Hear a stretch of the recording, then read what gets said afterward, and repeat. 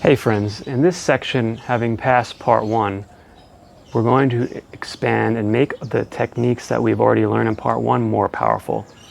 This is the application of what are called bandhas. These come from yoga.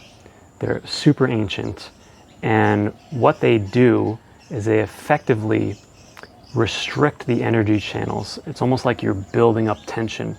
And I like to use the analogy of a water hose, where when you restrict the water hose, you put a kink in it, the flow stops momentarily, and then when you open it, it gushes out.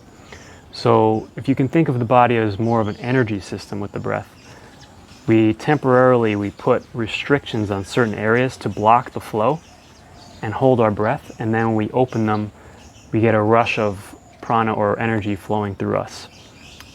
So that's pretty much what bandhas are. A lot of people avoid bandhas. Because they're hard, I suppose.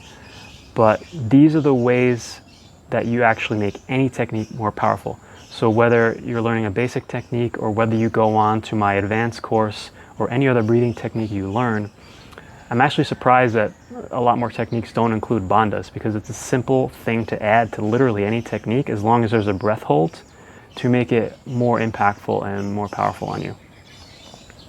So yeah, there are 4 different bandhas. The 4th one is actually a combination of 3. So I'll teach you the bandhas and then we'll apply the bandhas to some of the techniques.